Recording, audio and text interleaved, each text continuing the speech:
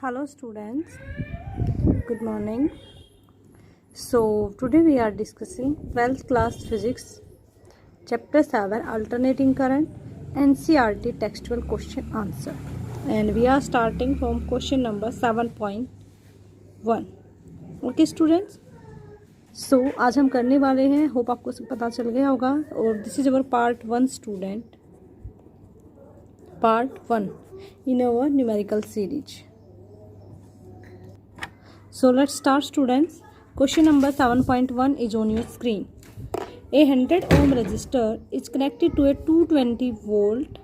ठीक है, 100 ohm का रजिस्टर है हमारे पास, 220 वोल्ट से हमने उसको कनेक्ट किया है और 50 हर्ट्ज फ्रीक्वेंसी है. आपको निकालनी है RMS value, that is root mean square value of current and net power consumed over a full cycle. ठीक है, क्या निकालना है आपको? पावर निकालनी है और RMS वैल्यू ऑफ करंट निकालना है. देखिए बेटा, एक चीज़ आपको यहाँ पे ध्यान रखनी है कि जनरली जो हम वोल्टेज की बात करते हैं वो हमारी क्या होती है, वो हमारी रूट मीन्स के वैल्यू ही होती है. ओके बेटा, तो चलिए इसको सॉल्व करते हैं. हाँ जी, this is the solution of 7.1. What we are having R is equal to 100 ohm. Okay, and RMS, EV का मतलब RMS ही होता है. जनरली जो हमारे पास वोल्टेज घर पे आती है उसको हम रूट मीन स्क्वायर ही कंसिडर करते हैं वोल्टेज. ठीक है, म्यू फ्रीक्वेंसी आपको गिवन है 50 हर्ट्ज. ठीक है, ओके. सो इन अवर पे A part we want to find out RMS. इसको हम IV भी बोल सकते हैं.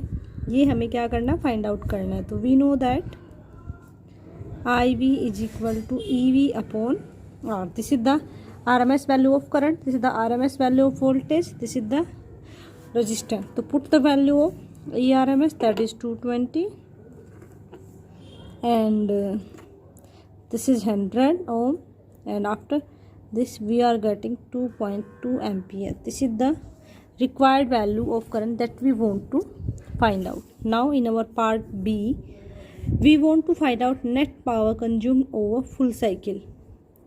Net power consumed over full cycle. Clear means कि एक साइकिल कंप्लीट होने के बाद कितनी पावर कंज्यूम करी वो हमें निकालना है. तो आपको पता है कि जो हमारी नेट पावर होती है in the case of resistance only, क्योंकि कैपेसिटर इंडक्टर में तो जीरो हो जाएगी, वो क्या हो जाएगी, EV और IV. ठीक है, दोनों के हम क्या करेंगे, मल्टीप्लाई करेंगे. Then we are getting IV is 2.2 into 220. इनको मल्टीप्लाई करने के बाद आप इसको ऐसे कर सकते हो, 2.2 इसको हटाएंगे तो अपॉन 10 इंटू 220, तो हो जाएगा 484 watt. This is the power that we want to find out. Okay, now question number 2 is on your screen बेटा. क्वेश्चन नंबर 2 में देखिए A part, the peak voltage of an AC supply 300 volt. जो peak voltage आपको दे रखी है, peak voltage को हम E0 से शो करते हैं. 300 वोल्ट दे रखा, आपसे RMS पूछ रखा है, ERMS. ठीक है, अब सेकंड पार्ट में क्या कह रहा है, the RMS value of current in an AC circuit is 10 ampere. ठीक है, RMS वैल्यू दे रखी है करंट की 10 एम्पियर, और आपसे पूछा गया है पीक करंट, यानी कि I0 हमसे पूछा गया है. ओके, तो चलिए बेटा इसको सोल्व करते हैं. So here is the solution of question number 7.2. ठीक है, so what we are having here, peak value of voltage that is E0. ये क्या है आपकी peak value of voltage. What we are having, this is 300 volt. We want to find out root mean square value of voltage. Okay, and we know that जो हमारे root mean square value होती है इसको आप EV से भी represent कर सकते हो. वो क्या होती है आपकी E0 by √2. This is the relation. हम बाकी जो हमारी प्रीवियस वीडियो जिनमें हम ये रिलेशन फाइंड आउट कर चुके हैं, तो अब इसको हम डायरेक्ट यूज करेंगे. ठीक है, तो यहाँ से देखिए E0 आपका कितना है, 300 अपॉन रूट टू को क्या लिख सकते हो 1.414, ठीक है। और जब इसको आप सोल्व करोगे after solving we are getting 212.1 volt, ठीक है। अब ये तो इसका ए पार्ट था। अब बी पार्ट में देखिए हमें क्या निकालना है। सो बी पार्ट में देखिए हमें क्या दे रखा है। बी पार्ट में हमें दे रखा है बेटा आरएमएस वैल्यू ऑफ करंट, यानी कि आई, और you can say I R M S, but we are having this is 10 ampere and हमसे पूछा गया है आई नोट क्या होगा। तो आपको पता ही है बेटा, यही सेम ऐसा रिलेशन हम यूज करने वाले हैं। तो आई वी क्या हो जाएगा, आई नोट बाई √2। यहाँ से आई नोट निकालना है तो क्या हो जाएगा √2 इंटू आई वी, ठीक है, √2 इंटू 10, ठीक है। और यहाँ पे इसकी वैल्यू पुट कर देंगे तो क्या आ जाएगा 1.414 इंटू 10, और वैल्यू पुट करने के बाद आपको क्या मिलेगा, देखिए मल्टीप्लाई करेंगे 14.14 एम्पियर, ठीक है। तो this is the required maximum current that we want to find out. तो ये हमने क्वेश्चन 7.2 सोल्व कर लिया है, ठीक है बेटा। So question number 7.3 is on your screen. A 44 milli henry inductor is connected to 220 volt, ठीक है। 44 मिली हेनरी का एक कंडक्टर है जिसको हमने कनेक्ट किया है तो 20 वोल्टेज के साथ, ठीक है। 50 हर्ट्ज हमने फ्रीक्वेंसी अप्लाई कर रखी है। आपको निकालना है RMS value of current in the circuit, ठीक है। आरएमएस वैल्यू निकालनी है करंट की सर्किट के अंदर। तो चलिए बेटा इस क्वेश्चन को भी सोल्व कर लेते हैं। So here question number 7.3 solution, ठीक है। सो देखिए क्वेश्चन में हमें पता है एल हमें गिवन है, यानी कि inductor we are having 44 milli henry. Milli को चेंज करना आता है 44 इंटू 10 की पावर -3। अब तो आप इन चीज़ों से काफ़ी हैबिचुअल हो गए बेटा, ये कन्वर्ट करने वाले सिस्टम से। तो ई वी यानी कि आप कह सकते हो, देखो बेटा कई बुक्स में ना इसको ई आर एम एस से शो करा गया, कई बुक्स में इसको ई वी से शो करा गया, दोनों का मतलब एक ही है। ये कितना है अपना 220 वोल्ट, ठीक है। फ्रीक्वेंसी कितनी है आपको पता है, इंडिया में स्टैंडर्ड 50 हर्ट्ज आती है, क्लियर। और आई वी हमें फाइंड आउट करना है, ओके। क्योंकि इंडक्टर है तो इंडक्टर पे जो हमारा रेजिस्टर होगा वो रिएक्टेंस होगा, capacitive reactance, sorry inductive reactance. तो ये क्या है हमारा इंडक्टिव रिएक्टेंस, इंडक्टिव रिएक्टेंस, यानी कि ये क्या करेगा, इंडक्टर में से जो करंट पास हो रहा है उसको अपोज करेगा। ये क्या होता है आपका ओमेगा एल, इसको हम क्या लिख सकते हैं 2 पाई म्यू एल, ठीक है। तो वैल्यू पुट कर दो 2 इंटू 22/7 इंटू 50 इंटू एल कितना है 44 इंटू 10 की पावर -3, ठीक है। तो अब इसको सोल्व करने के लिए आप देखिए क्या करेंगे, हम क्या करेंगे इस 10 की पावर 3 को यहाँ से हटा देंगे और इसकी जगह पे क्या कर देंगे नीचे 1000 लिख देंगे, लिख सकते हैं, कोई दिक्कत वाली बात नहीं है, ठीक है। अब देखिए कुछ कट रहा है, 0 से 0, 5 2 जा 10, 5 0 0, 2 10 जा 20, 2 1 जा 2, 2 1 जा 2, 2 5 जा 10, ठीक है। और कुछ भी नहीं कट रहा तो अब इसको मल्टीप्लाई कर देंगे 41 जा 44, 41, क्लियर। और नीचे क्या बचा आपका 5 7 जा 35। ये हम किसकी वैल्यू निकाल रहे हैं एक्सेल, तो एक्सेल हमारे पास इसको सोल्व करने के बाद वी आर गेटिंग 13.83 ओम। ये क्या आ गया आपके पास एक्सेल इंडक्टिव रिएक्टेंस आ गया बेटा। अब इसकी हमें क्यों ज़रूरत थी, बिकॉज हम अब देखिए आई वी निकालेंगे तो हमें इसकी ज़रूरत पड़ेगी ना बेटा, ठीक है, क्लियर। तो चलिए अब आई वी निकालते हैं। देखिए आपको पता है जो आरएमएस वैल्यू होती है वो क्या होती है ई वी अपॉन एक्सेल, क्योंकि इंडक्टर का केस है, कैपेसिटर का होता तो हम क्या लिख देते I is equal to V by R लिख देते, बट यहाँ पे तो इंडक्टर है इसलिए तो हमने एक्सेल निकालना है 220 अपॉन 13.83, ठीक है। और इसको सोल्व करेंगे तो 220 इंटू 100/13.83 कैंसिल आउट होगा नहीं, तो इसको सीधा हम क्या कर देंगे डिवाइड करेंगे, डिवाइड करने के बाद वी आर गेटिंग 15.9 एम्पियर, ठीक है। तो question number 7.4 is on your screen. A 60 microfarad capacitor is connected to 110 volt. ठीक है, एक 60 माइक्रोफैराड का कैपेसिटर है जिसको कनेक्ट किया गया है 110 वोल्ट से और 60 हर्ट्ज फ्रीक्वेंसी से। ठीक है, वो इसी अप्लाई करेंगे इतनी फ्रीक्वेंसी की। आपको बताना है RMS value of current in the circuit. ठीक है, RMS वैल्यू बतानी है। ये जो 110 60 हर्ट्ज दे रखी है ना बेटा, ये US में फॉलो होती है, अमेरिका के अंदर फॉलो होता है ये कंसेप्ट। ओके, तो चलिए बेटा, this is the solution of question number 7.4। सो में कैपेसिटेंस दे रखा है 60 माइक्रो फैराड।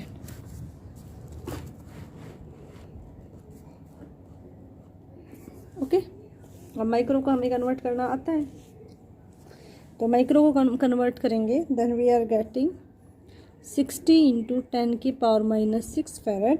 ठीक है, आपको जो फ्रीक्वेंसी है वो कितनी दे रखी है, 60 हर्ट्ज दे रखी है, और आपको EV कितना गिवन है, ये आपको 110 वोल्ट गिवन है। What we want to find out, हमें RMS value of current find out करनी है। So you know that IV क्या हो जाएगा, EV अपॉन XC, क्योंकि कैपेसिटर की बात हो रही है तो कैपेसिटिव रिएक्टेंस लेना पड़ेगा ना आपको। ओके, तो अब हमें देखिए, इससे पहले हमें क्या करना पड़ेगा, इसको आप क्या लिख सकते हो, 2 पाई म्यू C। ठीक है, EV कितना गिवन है, 110, 2 इंटू 3.14, म्यू कितना है 60, C कितना है 60 इंटू 10 की पावर -6। ठीक है, तो ये सब आपको गिवन है। 3.14 इंटू 60 इंटू 16 की पावर -6। ओके, ठीक है, तो देखिए बेटा, ये सारा कैसे आ जाएगा, ये आ जाएगा 1/2 पाई म्यू। तो इसको हम यहाँ पे 1 लगा दें, क्योंकि आपको पता है कि XC क्या होता है, 1/2 पाई म्यू C होता है, तो ये इसके नीचे है। ठीक है, और जब ये ऊपर जाएगा तो ये कैसे हो जाएगा, 110 into 2 into 3.14 into 60 into 60 into 10 की पावर -6। ठीक है, तो चलिए अब इसको सोल्व करते हैं। तो क्या हो जाएगा, 110 इंटू 2 इंटू, अब देखिए 3.14 है तो इसकी पावर 10 की पावर 2 है, तो यहाँ पे कितना आ जाएगा, 10 की पावर -4 हो जाएगा, क्योंकि ये 2 था तो ये हट जाएगा, तो 314 इंटू 60 इंटू 6, 10 की पावर -4 है, तो इसका हम 4 जीरो नीचे लगा देंगे और अब इसको सोल्व करेंगे। ठीक है, 2 0 से 2 0 कैंसिल आउट हो गई, और ये 1 0 यहाँ से कैंसिल आउट हो जाएगी, तो कितना आ जाएगा, 2 5 जा 10। ओके, देन मल्टीप्लाई कर देंगे, 6 6 जा 36, 11 इंटू 314 इंटू 36/5। इसको सोल्व जब हम करेंगे तो इसको सोल्व करने के बाद we are getting 2.49 ampere. Okay, so this is the solution of question number 7.4। अब question number 7.5 is on your screen.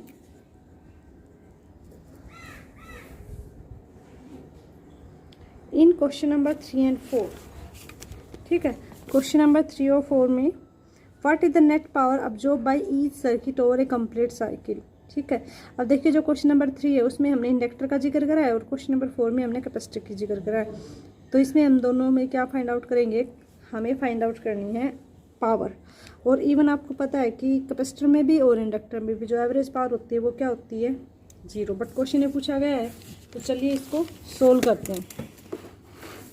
So this is the solution of question number 7.5।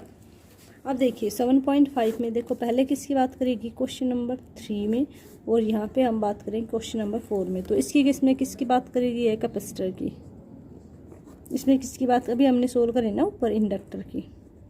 ठीक है, तो ये दोनों क्वेश्चंस में क्या कह रहा है कि दोनों क्वेश्चंस में पावर निकालो। तो पावर का फॉर्मूला क्या होता है, EV IV cos phi। हालांकि आपको पता है हम थ्योरी वाले पार्ट्स में कर चुके हैं कि 0 होगा, लेकिन हम इसको करना तो पड़ेगा ना। ठीक है, अब आपको पता है इन इंडक्टर इंडक्टर में क्या होता है, जो फेज डिफरेंस होता है between I and V is, या ई बी का तो कितना है π/2। तो यहाँ पे π/2 पुट करेंगे तो p क्या हो जाएगा, ई वी आई वी कोस π/2। और कोस 90 की वैल्यू कितनी होती है 0, तो पावर कितनी हो जाएगी हमारी 0 इंडक्टर के केस में। ठीक है, अब इसमें भी हमें वही फॉर्मूला लगाना है, E V I V cos phi. ठीक है, अब आपको पता है इन कैपेसिटर में भी क्या होता है, जो फेज डिफरेंस होता है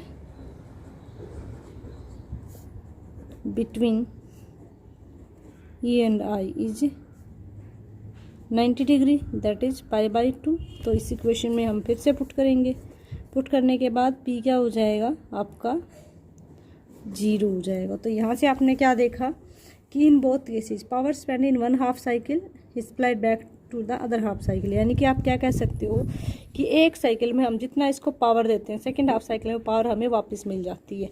तो ओवरऑल जो इफेक्ट हो जाएगा वो हमारा क्या हो जाएगा 0। ठीक है, question number 7.6 is on your screen. Obtain the resonant frequency, हमें रेजोनेंट फ्रीक्वेंसी को ऑब्टेन करना है of A series LCR circuit. ठीक है, सीरीज LCR सर्किट का जिक्र है। आपको इंडक्टर दे रखा है 2.0 henry, capacitor 32 microfarad and R दे रखा है 10 ओम। तो what is the Q value of this circuit, आपको क्या निकालनी है, क्यू वैल्यू निकालनी है इस सर्किट की। ओके, तो चलिए बेटा क्वेश्चन नंबर 7.6 को सोल्व करते हैं। Here the solution. क्या क्या आपको गिवन है, आपको गिवन है L। ठीक है, और L कितना गिवन है 2.0 हेनरी। जस्ट ए सेकेंड बेटा। ओके, तो L आपके पास कितना है 2.0 हेनरी, और कैपेसिटेंस C कितना गिवन है 32 माइक्रो फैरड। और इसको जब हम चेंज करें 32 × 10⁻⁻6 फैरड हो जाएगा। ठीक है, कैपेसिटर के मैक्सिमम हम छोटी यूनिट्स को ही यूज करते हैं, बड़ी यूनिट्स कभी भी यूज नहीं होती बेटा। ओके, और आर कितना गिवन है 10 ओम गिवन है। आपको क्या निकालना है, एंगुलर फ्रीक्वेंसी निकालनी, रेजोनेंट फ्रीक्वेंसी और क्वालिटी फैक्टर निकालना है। ये दो चीज़ें हमें क्या करनी है, फाइंड आउट करनी है। और किसका केस है ये, सीरीज रेजोनेंट सर्किट का। ठीक है, इस चीज़ का आपको ध्यान रखना है कि सीरीज रेजोनेंट सर्किट का केस है। तो हमें पता है रेजोनेंट फ्रीक्वेंसी कितनी होती है 1/√LC होती है। तो इसकी वैल्यू हम पुट कर देंगे, √ लगा के। L कितना है 2.0, C कितना गिवन है 32 × 10⁻⁻6। तो इसमें से देखिए आप इसको सोल्व करेंगे तो यहाँ से आपके पास क्या आ जाएगा, ये आपका हो जाएगा 1/64 × 10⁻⁻6। तो इनका ये हो जाएगा, इसको क्या लिख सकते हो 8 का स्क्वायर × 10⁻³ का स्क्वायर और √ अलग अलग भी कर सकते हो, कैंसिल आउट हो जाएंगे। तो आपके पास क्या बचा, आपके पास बचा ऊपर 10⁻³ और नीचे क्या आ गया 8। ठीक है, इसको आप लिखोगे 1000/8 और सोल्व करोगे तो 125 रेडियन पर सेकेंड। ये क्या आ गई हमारे पास, रेजोनेंट फ्रीक्वेंसी आ गई। ठीक है, देखिए आप दोबारा से अच्छे से देख लीजिए। ओके, अब देखिए हमें क्वालिटी फैक्टर निकालना है। क्यू क्या होता है 1/R × √L/C। So 1/10 this is our R। L कितना गिवन है आपको 2 × 10⁻⁻6। ठीक है, तो इसको हम सोल्व करेंगे तो क्या रहेगा 1/10 × 16 आ जाएगा। ठीक है, तो ये तो हमें पता है, हमने अभी सोल्व किया। तो ऊपर तो कितना बचेगा 10⁻³ और नीचे कितना आ जाएगा 4, क्योंकि 16 को होलोगे तो 4 का स्क्वायर हो जाएगा। ठीक है, तो ये आपके पास आ गया 1000/10 × 4। 0 से 0 कैंसिल आउट, और ये कितने पे चला जाएगा 25 पे। तो ये क्या आ गया हमारे पास क्वालिटी फैक्टर। तो देखिए हमने क्वेश्चन नंबर 7.6 को सोल्व कर दिया है। अब हम करते हैं क्वेश्चन नंबर 7.7। तो देखिए आपकी स्क्रीन पे है question number 7.7 is on your screen बेटा. Okay, so what this question is saying to us, a charge 30 microfarad capacitor is connected to 27 milli henry inductor. ठीक है, 30 माइक्रोफेरेड का कैपेसिटर है, उसको हमने 21 मिली हेनरी इंडक्टर से कनेक्ट किया है. आपको बताना है angular frequency of free oscillation of circuit. ठीक है, क्या बताना है हमें, एंगुलर फ्रीक्वेंसी, यानी कि हमें ओमेगा आर फाइंड आउट करना है. क्लियर. और हमने कैपेसिटर और इंडक्टर का केस लिया है. तो चलिए इसको सोल्व करते हैं बेटा. So here is the solution of question number 7.7. So we are having C, that is capacitance 30 microfarad. तो after converting this 30 into 10 की पावर माइनस 6 फैरड, क्योंकि एक माइक्रो में कितने माइक्रोफैरड होते हैं बेटा, 10 की पावर माइनस 6. ये आपका क्या है, इंडक्टर. ये क्या था, कैपेसिटर. ये क्या है, इंडक्टर. ठीक है, ये कितना दे रखा है, 27 मिली हेनरी. तो इसको हम चेंज करेंगे मिली को, तो 27 10 के पावर माइनस 3 हेनरी. बेटा एक दो यूनिट्स तो कुछ ऐसी हैं, जैसे ये हुआ आपका माइक्रो, मिली, ये तो मैक्सिमम आपसे पूछा ही जाता है, तो इनको तो आप याद ही रखो. और हमें निकालनी है रेजोनेंट फ्रीक्वेंसी, एंगुलर फ्रीक्वेंसी. ठीक है, ओमेगा आर. तो ओमेगा आर क्या होती है, 1/√LC. ठीक है, तो 1/√L की वैल्यू क्या करेंगे, 27 10 की पावर माइनस 3 पुट कर देंगे, और 30 इंटू 10 की पावर माइनस 6 ये हम वैल्यू पुट कर देंगे यहाँ पे. इसको सोल्व करेंगे, इसको मल्टीप्लाई करेंगे, 27 3 जा 81. अब देखिए जो आपका ये है 10 की पावर माइनस 6 और माइनस 3 -9 हो जाएगा, और एक ये 0 है, तो इसका मतलब ये 10 है, तो कितना आ जाएगा, 10 की पावर माइनस 8. ठीक है, तो इसको हम लिख सकते हैं 9 का स्क्वायर, इसको हम लिख सकते हैं 10 की पावर माइनस 4 का स्क्वायर. क्या लिख सकते हैं, 10 की पावर माइनस 4 का स्क्वायर. तो स्क्वायर रूट से स्क्वायर कैंसिल आउट, यहाँ पे ये कैंसिल, यहाँ पे क्या बचा, 10 की पावर 4/9. ठीक है, इसको जब हमने सोल्व किया तो हमें मिला 1.1 इंटू 10 की पावर 3. ठीक है, रेडियन पर सेकेंड. तो this is the required angular frequency that we want to find out. You can see again this question. हाँ जी, yes, okay. So beta, I hope now these are the question from 7.1 to 7.7 we are discussing here. In our next part, that is in our part 2, we are discussing question number 7.8 to question number 7.11. ठीक है, 7.8 to 7.11 हम next part में discuss करेंगे. So hope student these are very helpful for you. Thank you so much. Stay connected with us so that you can understand the concepts more clearly, and you must have to do all these numericals in your physics notebook, so that when these questions are come in your board exams, then you can solve them in a very easy and in a very quick way.